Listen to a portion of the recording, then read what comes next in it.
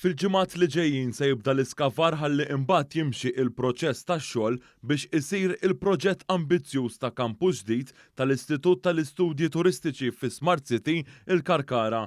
Ħabbar dan il-Prim Ministru Robert Abela waqt laqgħa ta' qabel il-budget mal-Assoċjazzjoni Maltija tal-Lukandira u r-Restoranti l-MHRA fil-Berġa ta' Kastilja. Dan ix-xogħol se jibda wara li fis-sajf intlaħaq ftehim biex fi Smart City ikun hemm sit apposta għall-ITS u bekk jitwettaq proġett kapitali ieħor.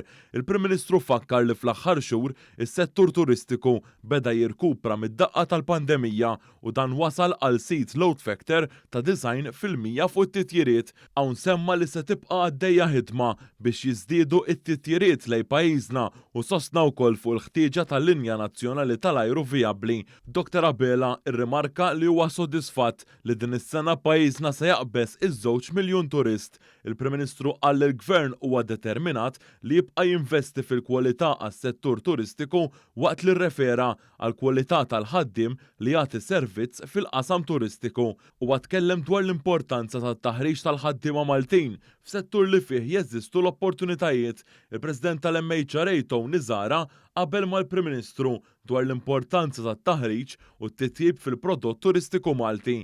Filwaqt li saħaq li l-konnettività hija importanti biex pajjiżna jattira lit-turisti irrikonoxxa kif is-sussidju tal-Gvern fil-qasam tal-enerġija għen ukoll lill-operaturi turistiċi.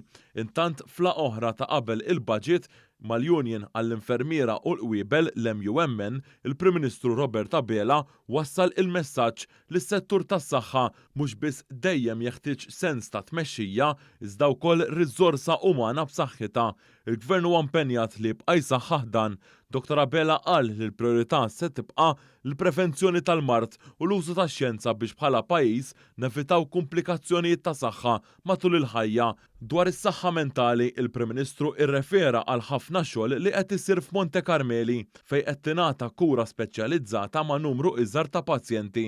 Il-Prim Ministru qal li rridu wkoll nagħtu spinta lill-isptar il-ġdid għal kura psikjatrika akuta. Waqt li sema l-idejat tal-MUMN, il-Prim Ministru Robert Abela qal ukoll li l-ħaddiema qed jinżammu fiċ-ċentru tad-deċiżjonijiet li qed jieħu il-Gvern fosthom anke biex nilqgħu għall-impatti minn dak li għaddej fuq livell internazzjonali.